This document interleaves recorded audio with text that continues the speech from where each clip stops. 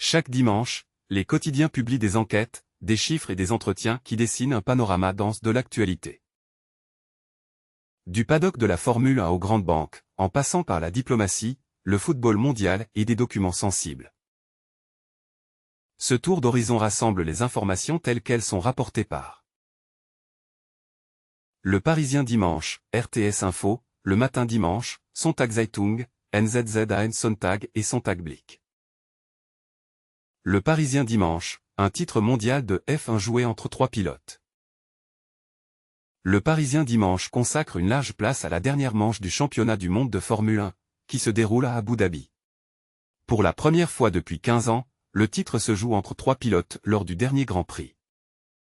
Lando Norris, Max Verstappen et Oscar Piastri. La course finale devient ainsi un rendez-vous majeur, où chaque position à l'arrivée peut faire basculer le classement.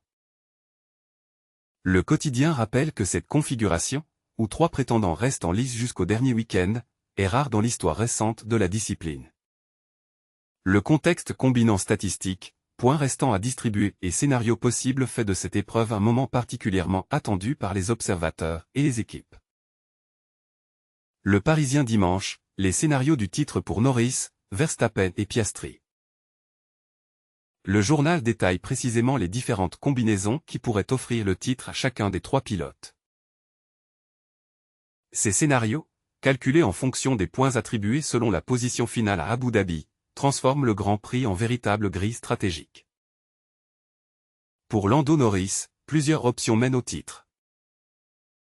Il devient champion s'il termine sur le podium médaille de bronze. Il est titré s'il finit 4e ou 5e et que Verstappen ne gagne pas. Il est sacré s'il termine 6e ou 7e et qu'aucun de ses 2 rivaux ne remporte la course. Il est champion en étant 8e, si Piastri ne gagne pas et si Verstappen ne fait pas mieux que 3e. Il l'emporte en terminant 9e, si Piastri ne gagne pas et si Verstappen n'est pas sur le podium. Il reste champion même s'il est 10e ou hors du top 10, à condition que Piastri ne fasse pas mieux que 3e. Et que Verstappen ne monte pas sur le podium. Pour Max Verstappen, le titre reste envisageable dans des conditions plus restrictives. Il est champion s'il gagne et que Norris ne fait pas mieux que 4e. Il est sacré s'il termine 2e, à condition que Piastri ne gagne pas et que Norris ne dépasse pas la 8e place. Il peut encore l'emporter en finissant 3e, si Piastri ne gagne pas et que Norris ne fait pas mieux que 9e. Pour Oscar Piastri, les scénarios sont plus étroits. Il devient champion s'il gagne et si Norris ne fait pas mieux que 6e. Il peut être titré en finissant 2e, si Verstappen n'est pas sur le podium et si Norris ne fait pas mieux que 10e. Ces différentes combinaisons, mises en avant par le Parisien dimanche, illustrent la précision nécessaire pour suivre le déroulement de la bataille finale. Chaque dépassement, chaque arrêt au stand et chaque choix de stratégie influence directement ces scénarios. Chronomètre. Le Parisien dimanche, un leader sous pression et des précédents historiques sabliers avec sable qui s'écoule. Le journal ajoute une statistique marquante. Lors des 5 dernières saisons où le titre s'est joué en gros moins 3 pilotes lors de la dernière course, 1981, 1983, 1986, 2007, 2010, le leader au championnat avant le Grand Prix n'a jamais été sacré. Lando Norris s'avance donc avec un avantage comptable, mais dans un contexte que l'historique rend particulier. Lando Norris dispose d'une voiture jugée très performante sur l'ensemble de la saison, ce qui lui confère une marge théorique.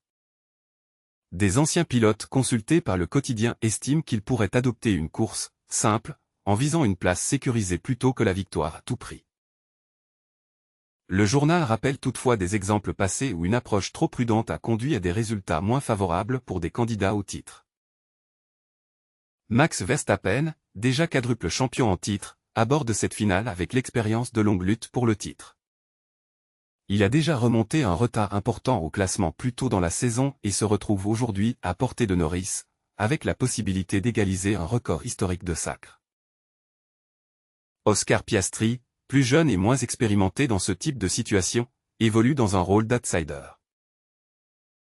Son objectif repose sur un mélange de régularité, d'opportunisme et de gestion des événements de course susceptibles d'affecter ses adversaires. Break time égale 0. 8 hits. Le Parisien dimanche, quand les aléas mécaniques s'invitent dans le titre. Le quotidien rappelle plusieurs précédents où des facteurs techniques ont pesé lourd dans l'attribution du titre. Boîte de vitesse défaillante pour certains pilotes dans les années 1980. Problème de turbo et panne moteur dans des finales serrées. Pneus crevés ou endommagés à un moment décisif. Incident électronique ralentissant un prétendant dans une dernière manche très suivie. Ces exemples rappellent que la Formule 1, même à l'ère des monoplaces très fiables, reste dépendante de nombreux éléments. Mécanique et technique. Un incident isolé peut suffire à modifier le classement général. RTS Info, 1, FIFA Peace Award, remis à Donald Trump. RTS Info se penche sur la cérémonie du tirage au sort de la Coupe du Monde 2026 à Washington, au cours de laquelle le président de la FIFA, Gianni Infantino, a remis le premier FIFA Peace Award au président américain Donald Trump. La distinction s'accompagne d'une vidéo listant des actions de médiation attribuées au chef d'État. Le prix a été annoncé comme une récompense destinée à saluer des efforts visant à unir les gens et à apporter de l'espoir à de futures générations. La remise de ce trophée a eu lieu pendant une séquence officielle de la cérémonie du Mondial 2026, devant les caméras et en présence de nombreux invités. RTS Info, question sur le processus de désignation du lauréat. RTS Info relate que plusieurs organisations, dont Human Rights Watch, ont sollicité des informations détaillées sur la manière dont ce prix avait été attribué. Les demandes portent notamment sur les critères retenus pour décerner le prix, l'existence éventuelle d'autres nominés, les membres impliqués dans la sélection, le déroulement du processus de décision. Le média indique qu'aucune réponse complète n'a été fournie aux demandes mentionnées au moment du reportage. Le prix apparaît ainsi comme une initiative encore peu documentée publiquement sur le plan procédural. RTS Info, une relation suivie entre Gianni Infantino et Donald Trump. RTS Info rappelle que les liens entre Gianni Infantino et Donald Trump se sont construits au fil des années. Le président de la FIFA a notamment assisté à des cérémonies officielles aux États-Unis, été reçu à plusieurs reprises au sein d'instances politiques américaines, participé à des événements diplomatiques où Washington jouait un rôle central, accompagné des délégations lors de déplacements à l'étranger. Le reportage décrit une fréquence régulière de rencontres et de prises de parole communes ou rapprochées, dans un contexte où la Coupe du Monde 2026 représente un projet majeur pour la FIFA et pour le pays hôte. RTS Info, la Coupe du Monde 2026 comme enjeu opérationnel majeur. La compétition de 2026, co-organisée par plusieurs pays, inclut un dispositif logistique d'envergure. RTS Info met en avant plusieurs éléments pour les États-Unis. Un format élargi avec 48 équipes. Environ 8 millions de billets mis en circulation. 16 villes hôtes impliquées. Break time égale 0. 8 hits. La nécessité de coordonner la délivrance de visas pour les spectateurs. La mobilisation des infrastructures et des forces de sécurité. Dans ce cadre, le soutien de l'exécutif américain s'inscrit comme un paramètre central pour la bonne tenue de l'événement. Le tirage au sort et la remise du prix s'inscrivent dans un séquençage de séquences publiques autour de cette Coupe du Monde. Sonntag Blick. Gel des embauches et des achats chez Skiggy. Sonntag Blick rapporte que le nouveau directeur de Skiggy, Peter Merz, a décidé d'un gel des embauches et d'un gel des achats. Ces mesures sont présentées dans un message interne au personnel, dans un contexte de discussion avec l'autorité européenne en charge de la surveillance du trafic aérien. Le quotidien explique que la hausse des redevances demandées par Skiggy a été, pour l'instant, refusée par l'autorité européenne, qui souligne un manque d'efficacité. Dans cette situation, la direction choisit de limiter les dépenses pour la période à venir. Sontag Blick, des mesures internes de restriction budgétaire. Selon le journal, les principales consignes annoncées par la direction sont les suivantes. Break time égale 0. 8 ETS. Les postes vacants ne sont pourvus que si le processus d'entretien était déjà presque finalisé.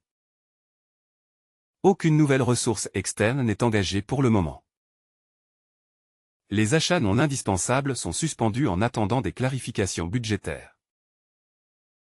Un porte-parole de Skiguide confirme que ces mesures sont liées à la préparation du budget 2026. La situation fera l'objet d'un réexamen lorsque la question des redevances et du cadre financier sera clarifiée. Sontag Blick, UBS et la perspective de jusqu'à 10 000 suppression de postes. Toujours dans Sontag Blick, un article se penche sur la restructuration en cours chez UBS après l'intégration de Crédit Suisse. Le journal évoque une estimation interne selon laquelle jusqu'à 10 000 emplois pourraient être supprimés d'ici 2027, en Suisse et à l'étranger. Officiellement, UBS maintient une communication prudente, en rappelant que la banque souhaite limiter les licenciements au maximum. La fluctuation naturelle doit amortir une partie de la réduction. La mobilité interne est encouragée. Des départs anticipés sont possibles. L'internalisation de certaines fonctions joue un rôle dans l'évolution des effectifs. En Suisse, la banque table toujours sur environ 3000 licenciements, chiffre déjà mentionné dans la communication publique. Le nombre de 10 000 postes concerne l'ensemble du groupe et circule en interne selon le journal. Sontag Blick, une intégration technologique et organisationnelle progressive. L'article décrit un processus d'intégration plus lent que prévu. Parmi les éléments cités, des systèmes informatiques hérités de Crédit Suisse restent encore en service. Des relations clients complexes doivent être progressivement migrées ou intégrées. La coexistence de multiples plateformes informatiques génère des coûts supplémentaires. Les économies annoncées doivent être mises en œuvre étape par étape. Le directeur général Sergio Ermotti a annoncé un objectif de 13 milliards de dollars d'économies à terme. Sontag Blick rappelle qu'en septembre, environ 10 milliards de dollars avaient déjà été réalisés, soit près de 77% de l'objectif global. NZZ à Sontag, engagement d'investissement de groupe suisse aux États-Unis. NZZ à Sontag se concentre sur les engagements d'investissement de groupe suisse aux États-Unis. Le journal indique que des montants très élevés ont été annoncés, notamment par des acteurs majeurs de l'industrie pharmaceutique. Roche et Novartis auraient chacune communiqué sur des engagements de l'ordre de 50 milliards de dollars. Le quotidien précise toutefois que ces sommes ne se limitent pas à de l'investissement matériel, mais incluent également les coûts de personnel, les dépenses de développement, le marketing, d'autres charges opérationnelles. Le montant global de 200 milliards de dollars d'investissement annoncé par des entreprises suisses aux États-Unis est évoqué, mais sa répartition détaillée reste peu visible publiquement. NZZ à Sontag, une liste confidentielle des engagements. Le journal explique que la Chambre de commerce américano-suisse, dirigée par Rahul Sagal, aurait une vue d'ensemble de ces engagements, sur la base d'un sondage réalisé auprès de 1500 entreprises membres. La liste des investissements est décrite comme strictement confidentielle, détenue par la Chambre de commerce, non accessible en détail aux autorités, y compris au secrétariat d'État à l'économie, SECO. Selon NZZ à Sontag, environ une soixantaine d'entreprises participeraient à ces engagements.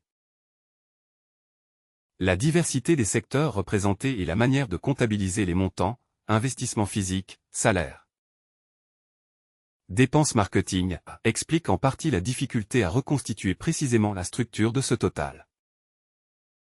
Sontag Blick, Ignazio Cassis et la présidence suisse de l'OSCE. Dans un entretien publié par Sontag Blick, le conseiller fédéral Ignazio Cassis s'exprime sur la présidence suisse de l'OSCE prévue en 2026. Il évoque plusieurs pistes de travail en lien avec le conflit entre la Russie et l'Ukraine. Il indique notamment que l'OSCE pourrait, à court terme, déployer des observateurs sur le terrain, surveiller une éventuelle ligne de cessez-le-feu, contrôler le déroulement d'élections, mener une mission exploratoire afin d'établir un diagnostic sur place. Le journal rappelle que la ligne de front actuelle s'étend sur environ 1300 km, ce qui nécessiterait un engagement important des États membres, l'OSCE seul ne disposant pas des effectifs nécessaires à une surveillance complète. Le matin dimanche, Sonntagszeitung. Sondage sur l'initiative, pas de Suisse à 10 millions. Le matin dimanche et la Sonntagszeitung publient les résultats d'un sondage 20 minutes, Tamedia concernant l'initiative de l'UDC intitulée « Pas de Suisse à 10 millions ». Cette initiative vise à limiter la population à 10 millions d'habitants d'ici 2050. Selon les chiffres présentés, 48% des personnes interrogées se déclarent favorables ou plutôt favorables. 41% se disent opposés. 11% restent indécises. L'enquête porte sur un échantillon de 917 personnes. Le sondage met également en avant des différences d'opinion selon les sensibilités politiques, avec un soutien important chez les sympathisants de l'UDC et une opposition plus marquée dans d'autres partis. Les quotidiens rappellent en parallèle des projections démographiques de l'OFS, indiquant une croissance future alimentée par l'immigration à partir de 2035, et une éventuelle baisse de la population en l'absence de celle-ci. Ces données servent de contexte statistique au débat. Documents fuités, les liens d'Epstein avec la Suisse romande. Plusieurs journaux dominicaux mentionnent l'existence de documents fuités faisant apparaître des liens entre le réseau de Jeffrey Epstein et la Suisse romande.